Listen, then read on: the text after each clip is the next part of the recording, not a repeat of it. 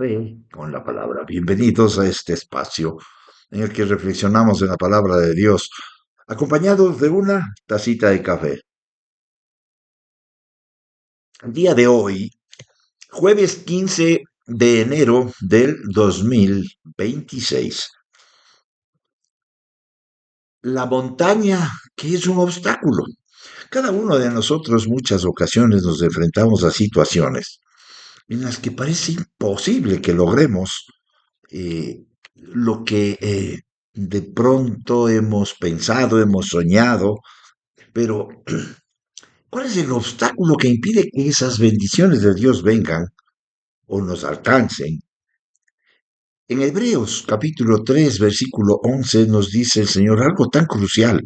Por tanto, juré, en mi ira no entrará en mi reposo. Y esto del reposo de Dios, como ya lo hemos dicho en otra ocasión, no está hablando de la salvación, está hablando de un estilo de vida acá. Debemos analizar el contexto para ver a qué se refiere el reposo. Si bien es cierto, el reposo también se refiere a la salvación, pero no en este contexto del versículo. El escritor de Hebreos, que muchos consideramos que es el apóstol Pablo, bajo la guía del Espíritu Santo ha establecido tanto la deidad como la humanidad del Mesías y la total suficiencia para de sus padecimientos y de su muerte. Por tanto, en vista de esto, desafía ahora a sus hermanos santos que comparten con él el llamamiento celestial a que consideren cuidadosamente al apóstol y sumo sacerdote de su profesión, Cristo Jesús. Esta comparación no se hace en relación con los ángeles, Adán o Abraham, sino directamente con Moisés. La voz de Moisés había llegado a ser, en el pensamiento hebreo, virtualmente la voz de Dios, porque ellos decían que Moisés hable con Dios y que ellos, es decir, que sea él el mediador. Y eso lo han mantenido en el pueblo de Israel, en el judaísmo hasta hoy. Una apelación a Moisés resolvía todas las cuestiones. La transferencia de la fe y la adhesión a Moisés al hombre de Galilea era muy difícil y la presión para retornar a Moisés era constante. Entonces, nosotros vemos en el contexto de la palabra, Moisés es un tipo de Cristo, es decir, la transferencia a Jesús no tienen que dársela. Era una actuación profética de cómo iba a ser Jesús. Pero para el judío era muy difícil aceptar. Los seguidores de Moisés podían señalar los milagros de Egipto, los poderosos acontecimientos del Sinaí y la conducción de toda la nación fuera de Egipto. Los discípulos de Jesús solo podían señalar milagros locales e individuos y una pequeña banda abigarrada, diríamos, de seguidores despreciados por el judaísmo. Moisés murió con dignidad sobre una montaña y sobre su sepultura, la palabra dice en Deuteronomio 34, versículos 5 y 6, murió allí Moisés, siervo de Jehová, en la tierra de Moab, conforme a lo dicho de Jehová, y lo enterró en el valle y la tierra de Moab, enfrente de Bet Peor. Y ninguno conoce el lugar de su sepultura. Y también en Judas 9 dice, pero cuando el arcángel Miguel contendía con el diablo, disputando con él por el cuerpo de Moisés, no se atrevió a proferir juicio de maldición contra él, sino que dijo, el Señor te reprenda. En estos textos podemos ver que nunca se encontró la tumba de Moisés o el lugar en el que fue sepultado. Y hay algo que debemos considerar. Moisés no resucitó, ¿sí? Pero Jesús fue sometido a una muerte pública ignominiosa y cruel por sus enemigos. Qué distinta muerte. La muerte de Moisés se ve como que los ángeles estuvieron a su alrededor, Vemos a Miguel disputando con Satanás. También vemos que dice la palabra que Dios lo enterró. Y entonces, ¿qué diferencia con la muerte pública? Esa ignominiosa, cruel por sus enemigos. Entonces, para el pueblo de Israel, mirar esa transferencia de que Jesús es superior a Moisés, él es muy difícil. Y esto única y exclusivamente puede ser dado del Espíritu Santo. Él es el que abre los ojos del creyente para que pueda aceptar esa realidad. Los discípulos de Jesús se aferraban a su resurrección y a una promesa de gloria futura, promesa que hasta el momento no daba señales de materialización. ¿Sabe? En lo espiritual, Jesús es muy superior a Moisés. En primer lugar, Jesús es Dios hecho hombre. Es, no es un hombre nada más, Moisés no. Pero a la imagen, a la percepción, les cuesta aceptar. Y hoy en día nosotros vemos que a toda la humanidad le cuesta aceptar que Jesús es Dios, aun cuando dicen creer en Él. La resurrección era la prueba de superioridad solo para aquellos que creían en ella.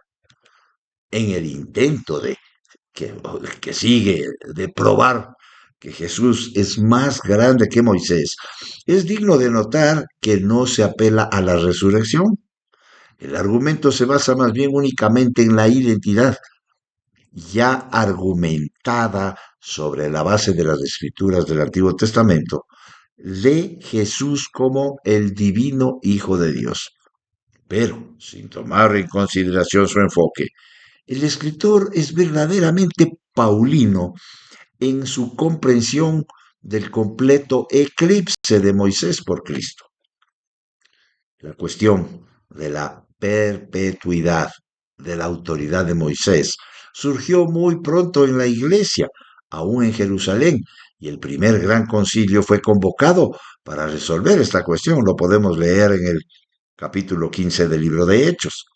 En su severa oposición a la tendencia de los judaizantes de convertir el cristianismo en una forma de judaísmo, Pablo y el escritor de Hebreos, guiados por el Espíritu Santo, pues no eran la misma persona, se decía que no eran la misma persona, al menos pensaban igual. Pero nosotros estamos seguros porque Pablo tiene una similitud en el contexto de la palabra. Pero hay muchos que no creen en esto porque dicen que eh, escribe diferente. Solo pensemos, hebreos son, Pablo tiene el ministerio al gentil, a los gentiles, mientras que Pedro tenía el ministerio a los judíos. Pero podemos observar que en ese léxico de Pablo, pues no se refería como en las otras cartas que él es el escritor. Desde el comienzo, Dios buscó un pueblo que viviera delante de él sin temor. Y Pablo, guiado por el Espíritu Santo, lo expresa. Él quería que sus hijos estuviesen tranquilos en cuerpo, alma y espíritu, confiando completamente en sus promesas.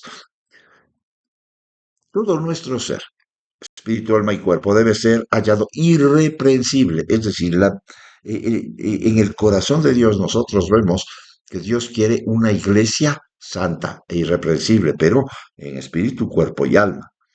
Y Dios llamó a esto entrar en mi reposo.